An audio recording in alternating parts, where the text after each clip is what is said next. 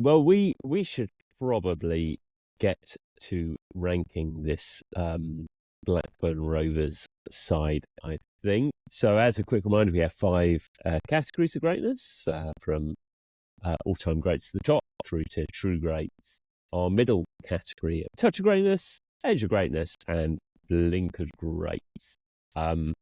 Jamie, I always like to give you first stab at this. Where are you going to go with these? Gonna set the tone, I guess, or be absolutely batted away. First and foremost, I am a fan.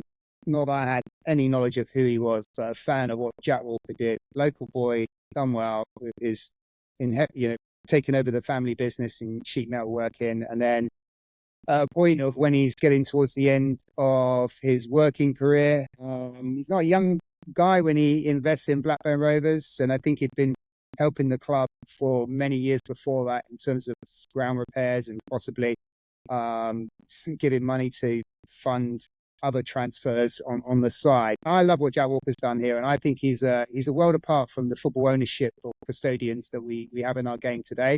And I'd love to see more Jack Walkers, but I don't think football is going to be going back to that particular world anytime fast. Blackburn Rovers assembled a brilliant team with Kenny Dalglish. I think Kenny Dalglish, as a coach, is an absolute exception. I think Blackburn Rovers is probably his best moment. I know he won the double with Liverpool as a football manager, but I think to take Blackburn, a team that's not Liverpool, it's a town, out of the second division and to get them challenging, playing a free-flowing, progressive, attacking, exciting football to win the Premier League is no mean feat. Shearer and Sutton.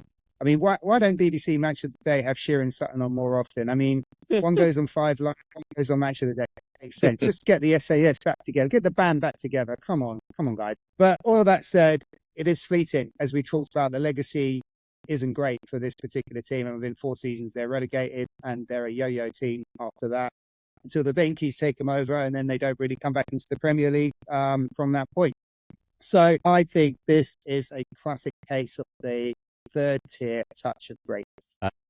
Deck, what about you? Yeah, I think let's go through it first. I mean, firstly, I'm slightly disappointed that during this we didn't touch on Blackburn's hot run that season, which ended very quickly.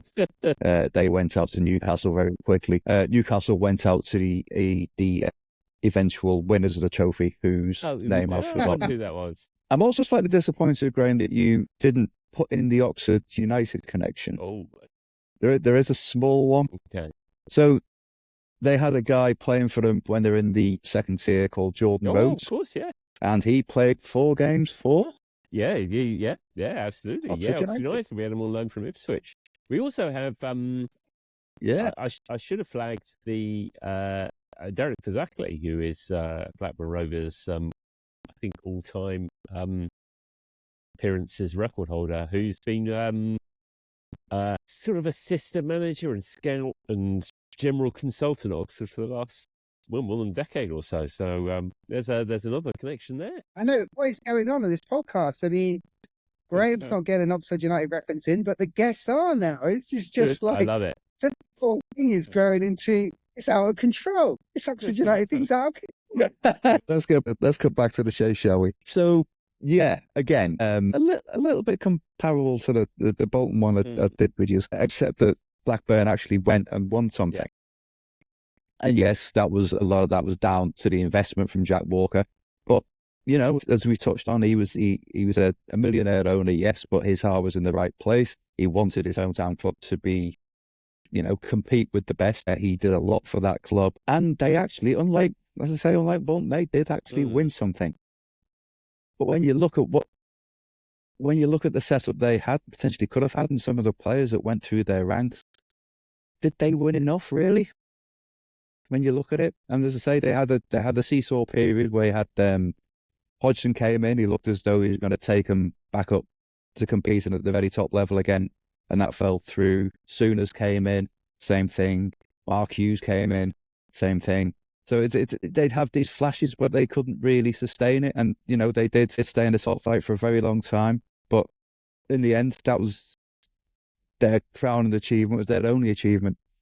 I'm very much minded to go with Jamie on this one and say that we're in the middle tier. We've got the touch of greatness, I think. I think I have to say, I'll be boring, but I think I am inclined to agree. I went to Ewood Park for the first time last month, and there is a statue of Jack Walker there, and the Jack Walker stand. The Jack Walker's name is everywhere at that club, and I am struck by the mismatch between how Jack Walker was perceived in the rest of football and how he's perceived at Blackburn. He's a hero there, and you can understand why. And when we look at the collection of owners that we have had, all our clubs amongst others, let alone across the rest of football. Tell me about it. we can really seriously underestimate a guy who fundamentally had a dream, backed it with money, was a genuine supporter of the club, and attempted to establish a legacy whereby it would continue. So obviously you had the Jack Walker Trust. So even after Jack Walker died, you had the backing was still there. I think I don't really know the ins and outs of it, but I don't think that has necessarily ended up as he would have wanted necessarily. I don't know, but obviously ever since the Venkies have been involved, that hasn't really worked as they might have hoped. And I think there's just a sort of an acknowledgement that, even at the time where it seems like, how on earth is anyone going to compete with the wealth of Jack Walker?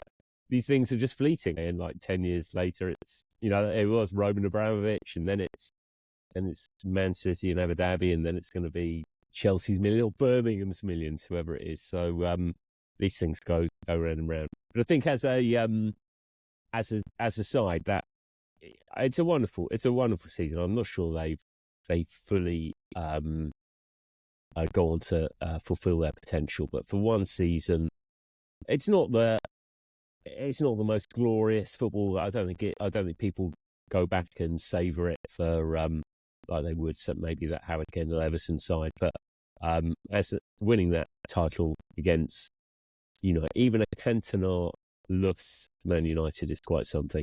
So I think touch greatness is good. So Jack Walker's Blackburn Rovers, touch of greatness.